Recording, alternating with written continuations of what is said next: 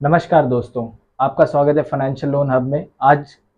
हम बात करेंगे मशीनरी लोन के बारे में। मशीनरी लोन क्या होता है, ये किस चीज़ के लिए होता है और इसे आप कैसे प्राप्त कर सकते हैं, इसके लिए आपको क्या क्या डॉक्यूमेंट की ज़रूरत है, इन सभी चीज़ों के बारे में हम आगे चल के बात करेंगे। इससे पहले आप मेरे चैनल के साथ बने रहें फाइनेंशियल लोन हब, और वीडियो पसंद आए तो इसे लाइक ज़रूर कीजिए। आज का जो टॉपिक है मशीनरी लोन, मशीनरी फाइनेंस। इसके लिए सबसे पहले जो मशीनरी लोन में डॉक्यूमेंट किस किस चीज़ की ज़रूरत होती है। अगर आपकी जो प्रॉपर्टी है जहाँ पे मशीनरी लोन, सबसे पहले तो मैं आपको बता दूं मशीनरी लोन होता क्या है। मशीनरी लोन जैसे कोई भी छोटे से छोटी व्यवसाय हो या बड़ा हो, कोई भी फैक्ट्री हो या फिर आपको नवी स्टार्ट करनी हो, कोई भी मशीन हो, किसी भी लाइन की, हौजरी हो या फिर कोई अदर लोहे डिपार्ट की कोई भी तरह की मशीन हो, डॉक्टरी लाइन में हो या फिर अदर कोई भी वे हो, उस चीज़ के लिए आपको मशीन लेनी हो, अगर उसके लिए आपको अमाउंट की कमी है तो आप उसे फाइनेंस कर सकते हैं। ये गवर्नमेंट अप्रूव्ड है, आप इसे फाइनेंस करा सकते हैं मशीन को। तो मशीन के लिए जो डॉक्यूमेंट है वो है, अगर आपकी खुद की ज़मीन पे आपको अपनी मशीन लगानी है तो आपको देना पड़ेगा प्रॉपर्टी का जो प्रूफ होता है, साथ में ई बिल यानी कि बिजली का बिल। अगर प्रॉपर्टी आपकी रेंटेड है, अगर आप किराए पे कहीं पे लेके अपना काम कर रहे हैं, कहीं भी फैक्ट्री किराए पे हो या फिर कोई भी वेयर हाउस किराए पे हो, उसमें अगर आप अपना फैक्ट्री चला रहे हैं या मशीन लगा रहे हैं तो उसके साथ आपको चाहिए रेंट एग्रीमेंट, उसके साथ उसका बिजली का बिल यानी कि ई बिल, साथ में होंगे 2 केवाईसी, आधार कार्ड, पैन कार्ड, 1 साल की बैंक की स्टेटमेंट, एमएसएमई यानी कि बिजनेस प्रूफ, आपके नाम का कोई भी एक बिजनेस प्रूफ होना चाहिए। और अगर जो अमाउंट है वो 10 लाख से कम है, अगर 10 लाख से कम है तो ये डॉक्यूमेंट होंगे। अगर 10 लाख से अबव, जैसे मशीन जो 10 लाख से ज़्यादा की है, 11 से जो भी 10 प्लस हो, चाहे जितना आगे अमाउंट जाए, उसके लिए 3 साल की आईटीआर, जीएसटी और करंट अकाउंट होना जो जरूरी है। अगर मशीनरी का अमाउंट जो है वो 10 लाख से अबव हो तो 3 साल की आईटीआर, जीएसटी और करंट अकाउंट होना चाहिए। मान लीजिए अभी आपकी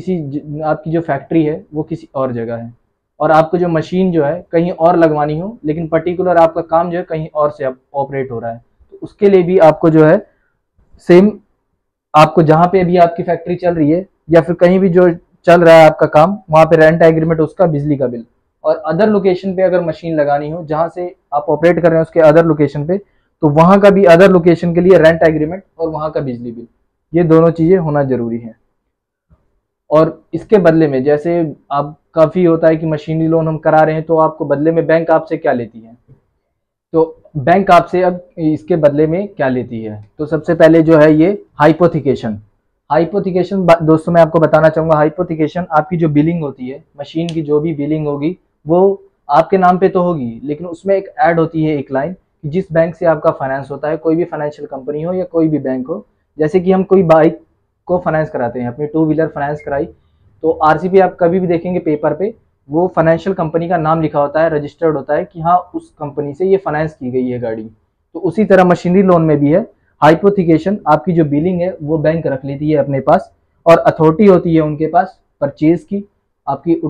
उसकी सेल की, सबकी उसकी अथॉरिटी होती है बैंकों की। वो जब चाहे तब, अगर आपने ईएमआई पे नहीं की बाई चांस, तो वो बैंक चाहे जब मर्जी उसे बेच सकती है, आपके पास से ले जाके जब्त कर सकती है। ये अथॉरिटी वो बैंक पहले से ही साइन करवा लेती है। और कई बैंकें होती हैं जो मशीन लगने के बाद भी उस पर अपना जो है वो रेफर जो स्टैंप लगाना होता है, मशीन पे जाके खुद बकायदा स्टिकर है या फिर जो भी है वो मशीनों पे लगा के आती है कि ये हमारी कंपनी की तरफ से फाइनेंस की गई है। इसके बाद है रेट ऑफ इंटरेस्ट, कि बैंक आपसे रेट ऑफ इंटरेस्ट क्या लेता है। हर बैंक का, सभी फिलहाल तो अभी सभी बैंकें ये करती नहीं है, एक है फ्यूजन माइक्रो फाइनेंस जो मशीन फाइनेंस जो करती है, मशीनरी लोन अभी फिलहाल कर रही है। तो इसका रेट ऑफ इंटरेस्ट जो है